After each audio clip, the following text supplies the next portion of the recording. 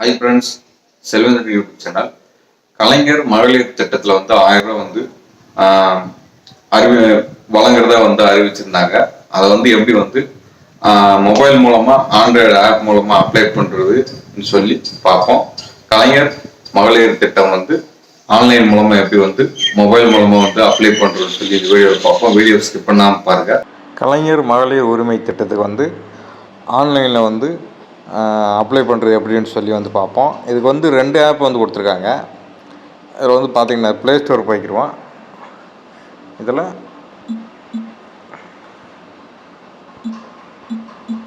கலைஞர் மகளிர் உரிமை ஸ்கீம்னு சொல்லி உங்களுக்கு பார்த்து தெரியும். 2 ஆப் இருக்குது.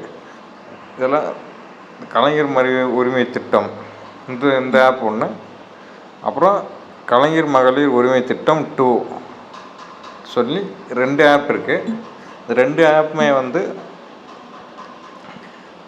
இதை நம்ம அப்ளை பண்ணிக்கலாம். 2லேயுமே அப்ளை பண்ணிக்கலாம். ஒரு ஆப் டெக்னிக்கல் இஷ்யூஸ் வந்தாலும் இன்னொரு ஆப்பில் நம்ம அப்ளை பண்ணிக்கலாம். இந்த ஆப்பை ஓப்பன் பண்ண உடனே இப்படி தான் இருக்கும். இதில் புதிய விண்ணப்பம் படிவம்னு சொல்லியிருக்கோம். அடுத்து சமர்ப்பிக்கப்பட்ட விண்ணப்ப படிவம்னு சொல்லியிருக்கோம். மேலே கலைஞர் மகளிர் உரிமை திட்டத்துக்கு அப்ளை பண்ணுறது போட்டிருப்பாங்க. இதில் புதுசாக நீங்கள் பதிவு பண்ணிங்கன்னா புதிய விண்ணப்ப படிவம் அதை கிளிக் பண்ணிட்டீங்கன்னா இதுலேயும் 3 ஸ்டேஜ் இருக்குது. ஒன்று, ஆதாரில் மொபைல் நம்பர் இணைச்சிருந்தீங்கன்னா ஓடிபி வரும். ஓடிபி மூலமாக நீங்கள் பதிஞ்சிங்கன்னா உங்கள் ஃபோட்டோவோட இதில் ஆட் ஆயிரும். பார்த்தா தெரியும். ஓடிபி விண்ணப்பதாரர் உங்கள் பேர், அட்ரஸ்ஸு, டேட் ஆஃப் பர்த்து, பாலினம் எல்லாமே எடுத்துக்கிறோம். அடுத்து இன்னொரு ஆப்ஷன் இந்த ஆப்பில் என்னன்னா பயோமெட்ரிக் ஆப்ஷன் மூலியமாக பதியலாம். அப்படி ஆதார் நம்பர் இணைக்காமல் இருக்கிற பட்சத்தில் பயோமெட்ரிக் இதில் பார்த்தா தெரியும். உங்கள் ஃபிங்கர் பிரிண்ட் ஸ்கேனர் அவங்களோட கையெழுத்து ஆதார் நம்பர் என்ட்ரு பண்ணிட்டு ஃபிங்கர் பிரிண்ட் ஸ்கேனர் வச்சிங்கன்னா உங்களுக்கு அவங்களோட டீட்டெயில்ஸ் ஃபுல்லாமே இது கீழே வந்துடும். உங்கள் பேர், அட்ரஸ், எல்லாம் டேட்டா பற்றி எல்லாமே வந்துடும். அடுத்து தட்டச்சுன்னு சொல்லியிருக்கோம். தட்டச்சு முறையில் பதிகிறது தட்டச்சு கிளிக் பண்ணிங்கன்னா நீங்கள் எல்லாமே மேனுவலாக என்ட்ரு பண்ண மாதிரி இருக்கும். விண்ணப்பதாரர் பெயர், பிறந்த தேதி, அப்புறம் பாலினம், அட்ரஸ்ஸு எல்லாமே என்ட்ரு பண்ணிவிட்டு நெக்ஸ்ட்டு கொடுத்தீங்கன்னா அடுத்து உங்களுக்கு சொந்த வீடு, வாடகை வீடுன்னு சொல்லியிருக்கோம். அதை கரெக்டாக பார்த்து கொடுத்துங்க. அப்புறம் நிலம் 5 ஏக்கருக்கு கம்மியாக இருக்கா கூட இருப்பான்னு கேட்பாங்க. அதுக்கு தகுந்த மாதிரி நீங்கள் கொடுத்துக்குங்க. அடுத்து உங்கள் குடும்ப உறுப்பினர்கள் எத்தனை பேர், அத்தனை பேர் நீங்கள் ஆட் பண்ண வேண்டியது இருக்கும். இதுக்கான பதிவுக்கான டாக்குமெண்ட்ஸ் என்னென்னு சொல்லி பார்த்தோம்னா உங்களோட Aadhaar card, ration card, EB bill, இல்லைன்னா அது இபி நம்பர் இருந்தாலும் போதும். அப்புறம் பேங்க் பாஸ்புக்கு, இது 4மே வச்சு அப்ளை பண்ணிக்கலாம். கலைஞர் மகளிர் உரிமை திட்டத்தை அப்ளை பண்ணுறது ரொம்பவே ஒரு சிம்பிளான மெத்தடு. இது இந்த எலிஜிபிலிட்டின்னு சொல்லி பார்த்தோம்னா பெண்களுக்கு மட்டும்தான் ரேஷன் கார்டில் மகளிருக்கு மட்டும்தான் இந்த உரிமை திட்ட ஸ்கீமில் அமௌண்ட் கிடைக்கும். ஆண்கள் ரேஷன் கார்டு வச்சுருப்பாங்க. அவங்களுக்கு இந்த ஸ்கீமில் இருந்து கிடைக்காது. பெண்களுக்கு மட்டும்தான் இந்த ரேஷன் கார்டில் முழுசாக பதிய முடியும். ஓடிபி, அப்புறம் பயோமெட்ரிக்கு, ஃபிங்கர் பிரிண்ட் ஸ்கேனர் வச்சு பண்ணுறது, மெசேஜு, அப்புறம் தட்டச்சு, இது 3 விதத்தில் நீங்கள் பதிஞ்சிக்கலாம். ஒரு 6 ஸ்டெப்ஸ் இருக்குது. உங்கள் எல்லாமே கொடுத்துட்டு லாஸ்ட்டில் அப்புறம் சொந்த வாகனங்கள் வச்சுருக்கீங்க என்னான்னு சொல்லி கேட்பாங்க.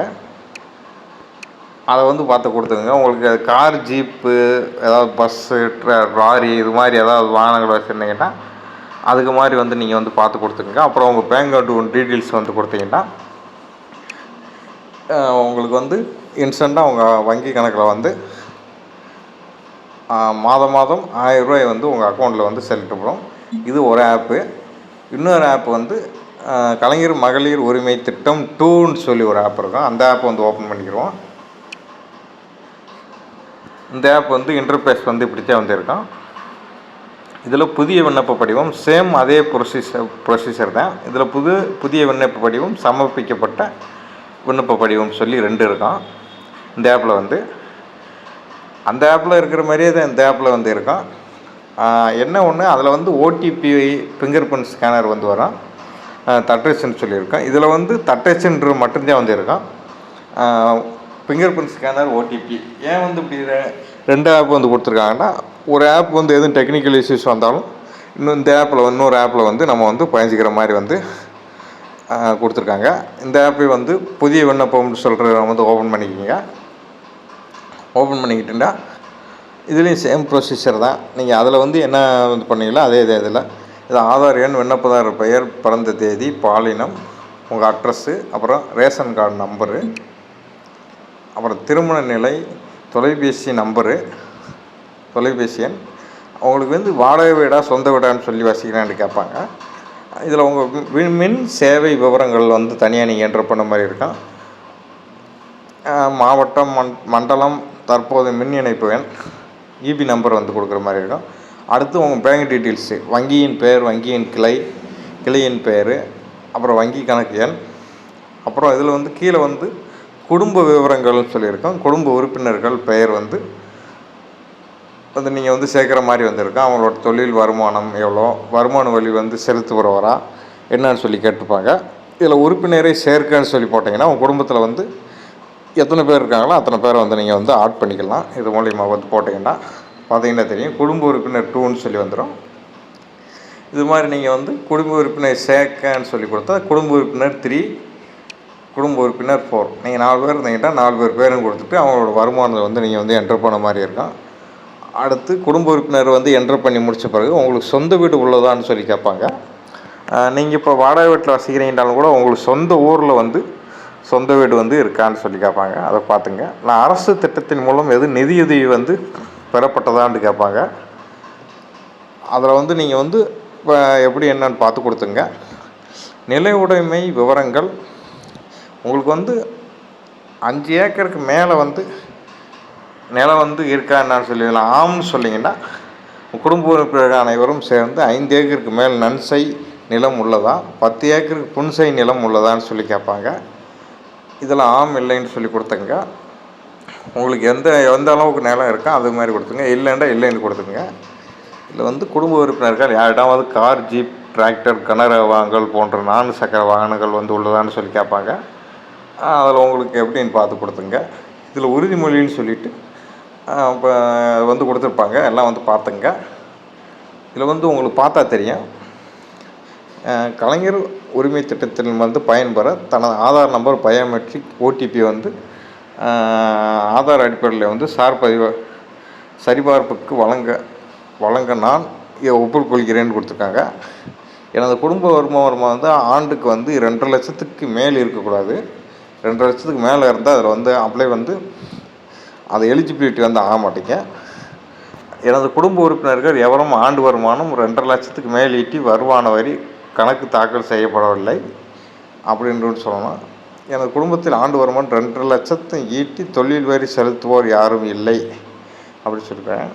அடுத்து மாநில அரசு, ஒன்றிய அரசு ஊழியர்கள், பொதுத்துறை நிறுவனங்கள், வங்கிய ஊழியர்கள், வாரியங்கள், உள்ளாட்சி அமைப்புகள், கூட்டுறவு அமைப்புகள், இப்படி வந்து ஏதாவது ஓய்வூதியம் யாரும் இல்லை. குடும்பத்தில் ஏதாவது கவர்மெண்ட் ஸ்கீம் மூலமாக ஏதாவது வந்து வாங்கியிருக்காங்கன்றா அது வந்து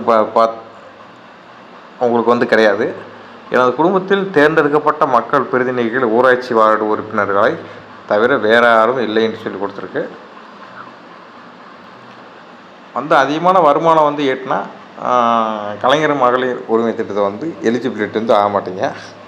எனது குடும்பத்தில் கார், ஜீப், டிராக்டர், கிணறு வாகனங்கள் போன்ற வாகனங்கள் வந்து வைத்திருக்கப்படவில்லை. எனது குடும்பத்தில் ஆண்டுக்கு 50 லட்சத்துக்கு மேல் ஆண்டு விற்பனை செய்து ஆனுவல் டர்ன் சரக்கு மற்றும் சேவை வரி செலுத்துவோர் யாரும் இல்லை கொடுத்துருக்காங்க. முதியோர் பென்ஷன் ஸ்கீம், விதவை ஊதியங்கள், அமைப்பு சாரா தொழிலாளர்கள் நலவாரிய ஊதியங்கள் போன்ற சமூக பாதுகாப்பு திட்ட ஓய்வூதியம் மற்றும் அரசிடமிருந்து ஓய்வூதியம் பெறும் குடும்ப உறுப்பினர்கள் யாரும் இல்லை. முதியோர் பென்ஷன் ஸ்கீம் ஏதாவது ஒன்று வாங்கினீங்கன்னா உங்களுக்கு வந்து அது கிடையாது. எனது குடும்ப உறுப்பினர்களுக்கு கூட்டாக 5 ஏக்கர் நன்சை நிலம் அல்லது 10 ஏக்கருக்கு மேல் புன்சை நிலம் இல்லை. விண்ணப்பத்தில் என்னால் வழங்கப்பட்டுள்ள தகவல்கள் அனைத்தும் உண்மை. தவறான தகவல் கொடுத்து கலைஞர் மகளிர் உரிமைத்திட்டத்தில் பயன் பெற்று கண்டறியப்பட்டால் உரிய நடவடிக்கை எடுக்கப்படும் என்பதை அறிவிக்கிறேன். சமர்ப்பிக்கன்னு சொல்லி கொடுத்த முடியும். அதில் டீட்டெயில்ஸ் என்ரோல் பண்ணிவிட்டு சமர்ப்பிக்கன்னு சொல்லி கொடுத்தீங்கன்னா இன்ஸ்டண்ட்டாக வந்து அப்ளிகேஷன்ஸ் வந்து சப்மிட் ஆகிடும். அடுத்து வந்து இதில் உங்களோட ஆதார் நம்பர் வந்து போட்டிங்கன்னா உங்களுக்கு ஸ்டேட்டஸ் வந்து செக் பண்ணிக்கலாம். சமர்ப்பிக்கப்பட்ட விண்ணப்பங்கள்னு சொல்லி ஸ்டேட்டஸ் வந்து செக் பண்ணிக்கலாம். கலைஞர் மகளிர் உரிமை திட்டம் கட்டம் 2. அவ்வளோதான் ஃப்ரெண்ட்ஸ். கலைஞர் மகளிர் உரிமை திட்டத்தில் வந்து ரொம்பவே ஒரு ஈஸியான மெத்தடு தான்.